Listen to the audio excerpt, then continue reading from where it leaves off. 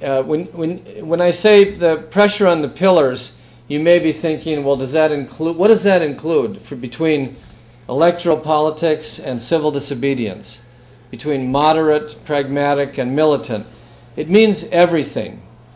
I think, like it or not, I think like a sociologist. I try to see that there's diversity here. Not everybody can agree on everything.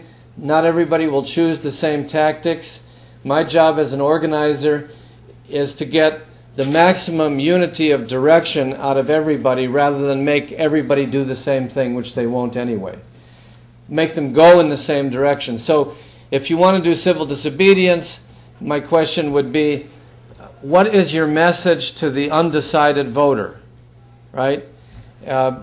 If you want to do electoral politics, my question is, are you building lists and strengthening community organizations so when the election's over, you feel stronger and that your voice is louder for future community movements or future elections, and so on? Here's, if you want to memorize this with the letter M, here's my model for social change. There's two forces you want to think about. There's the Machiavellians. Machiavellians are the inheritors of that 15th century spirit of anything goes, right? How many of you are forced to read The Prince or wanted to read The Prince?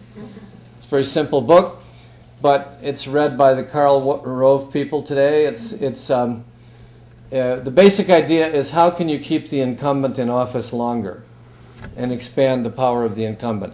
So any methods that expand the power, appearing to be liberal, appearing to be charitable, appearing to be harsh, lying, anything that expands the power of the incumbent is deemed to be moral, because politics, according to Machiavelli, has its own unique moral foundation, which is the accumulation and holding of power for its own sake. And so today these would be the manipulative power technicians who work for the corporations and the government and the media and the entertainment industry and so on. They're always faced by public opinion, nasty little factor. And public opinion is always shaped by social movements. So social movements against Machiavellians is the idea. And instead of it being a Marxist idea, which is based on class, this is more a sociological idea that's based on power conflicts that do not end. Follow? In Marxism and Christianity, the conflicts between good and evil, between proletariat and ruling class, always climax in a plateau that is either called heaven or communism. There's no further dialectic or contradiction. That's simply because in those days that's the kind of worldview that people inherited religiously or ideologically. But we know, having lived long enough, that contradictions never end. So I'm more of the yin-yang school of thought, of conflicting cycles between movements and Machiavellians. And the movements always start mysteriously. By that I mean they are never announced. No professor, prophet, journalist has ever announced that in the coming days a social movement will arise. It's always reported later. Secondly, they grow out of a handful of people, and they continue to grow if they resonate with the other people who are not involved, because they resonate in the memory of previous social movements. Then they go through a stage of a rite of passage that I call moments of trial, where they can be snuffed out and suppressed because the authorities act swiftly and ruthlessly, or they survive the trial of memory, the moment of memory, and they grow because more people become sympathetic. Like when we were on trial in Chicago, we could have gone to jail for 10 years, we could have died in prison. We didn't. We became sort of icons, and the movement grew. It expanded. We survived the moment. Then they get to the mainstream, defined as 25 to 40% popular support. And now, whether you like it or not, politicians get involved.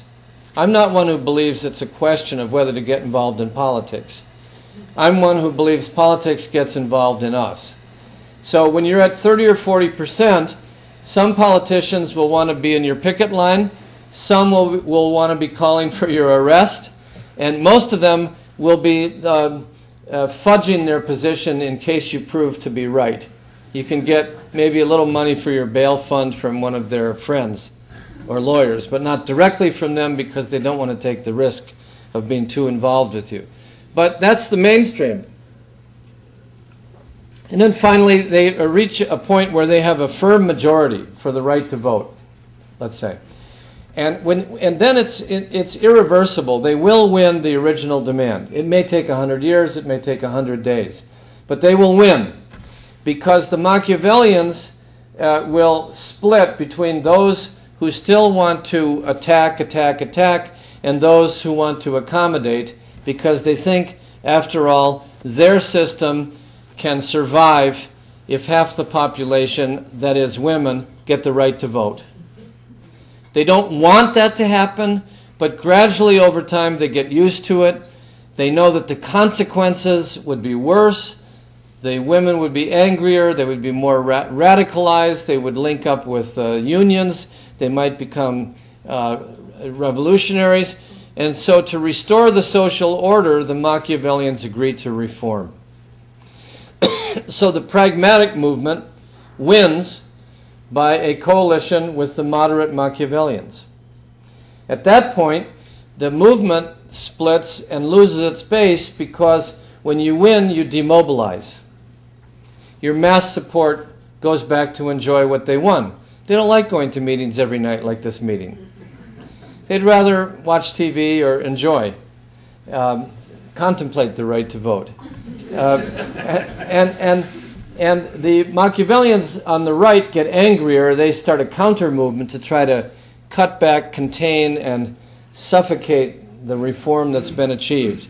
And then the rest is fought out with the final M, the field of memory, which is about museums, malls, monuments, where people decide, the movement people always want the legacy to remain great. You know, that there has to be a memorial everywhere to Tommy Douglas or whomever, right? Martin Luther King.